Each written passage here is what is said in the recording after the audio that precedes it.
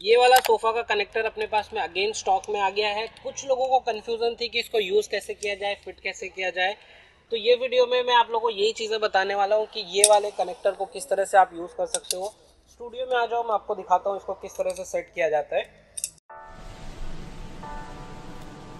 तो ये cum bed का अपना फिटिंग है और ये दोनों पार्ट को मैं कुछ इस हिसाब से कर रहा हूँ कि आप इमेजिन करें कि मेरा सोफ़ा एक ये पार्ट है और एक सोफ़ा ये पार्ट है और ये मेरा सोफ़े का निचला हिस्सा है। इस दोनों को कनेक्ट करके कुछ इस तरह से रखना है कि ये दोनों पार्ट मेरा बिल्कुल हिले ना।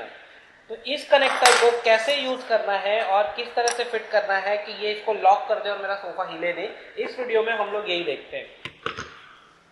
ओके, सो पहले मैं इन फिटिंग्स को सोफे के साथ में फिट करता हूँ, उसके बाद आपको चीज़ें मैं बताता हूँ। ये 4 स्क्रू करने की जगह दी हुई है यहाँ पे, इसको मैं पहले यहाँ पे स्क्रू करता हूँ, ठीक है।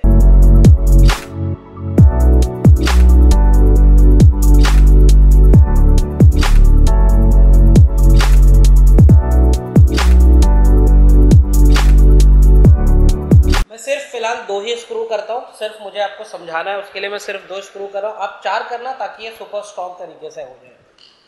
उसके बाद में मेरे दूसरे पार्ट पे मैं इसे फिट करता हूँ। ये चीज़ आपको ध्यान में रखना है कि ये जो क्लिप दिख रही है ना, ये नीचे की तरफ जानी चाहिए, यानी कि कुछ इस तरह से आपकी क्लिप, आप समझिए ये क्लिप है तो ये इस तरह से नीचे की तरफ जाएगी। मैं पहले इसके ऊपर आपको सारी फिक्स कर दूं, उसके बाद मैं आपको बताता हूँ।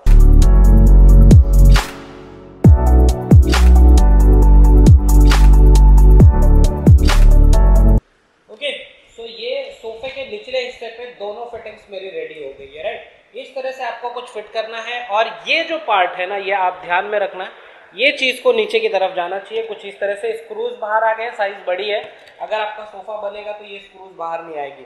तो नीचे की तरफ में आपको कुछ इस तरह से आपको करना है और ये हुक वाला पार्ट आपका नीचे की तरफ है। अब मुझे इसको कनेक्ट करना है और इसकी सबसे खास बात आपको बता दूं, यहाँ पे आप देख रहे हो मल्टीपल स्टेप्स दिए हुए।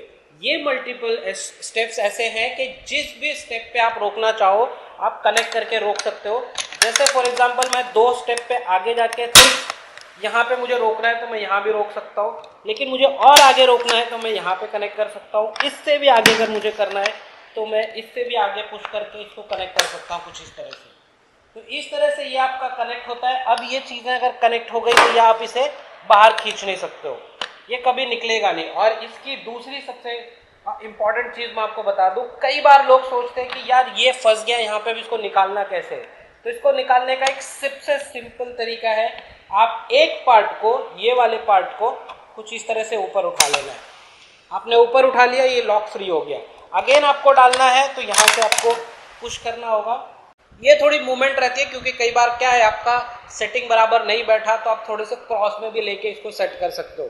तो यहाँ पे ये फ्लेक्सिबिलिटी दी हुई है। और अगर कभी आपको फील होता है कि मुझे ये कनेक्टर की ज़रूरत नहीं है, इसलिए मुझे यूज़ नहीं करना है, तो ये ऑलरेडी अंदर है और ये वाला बाहर की तरफ निकला हुआ रहता है, इसीलिए इसको ये ऑप्शन दिया गया है कि इसको फोल्ड करके आप पीछे की तरफ रख सकते हो।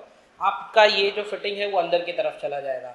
ये इसकी सबसे अच्छी बात है कि अगर आपको नहीं यूज़ करना है तो फोल्ड करके आप, ऐसी बहुत सारी यूनिक चीज़ें फैसिनेशन सेटिंग आपके लिए लेके आते रहता है, सोफ़ा के लेग्स और एक्सेसरीज की और इस तरह के मैकेनिज्म की बहुत सारे ऑप्शंस हम लोग एवरी मंथ अपने कलेक्शन में ऐड करते रहते हैं। तो हमारे चैनल को सब्सक्राइब करना बिल्कुल मत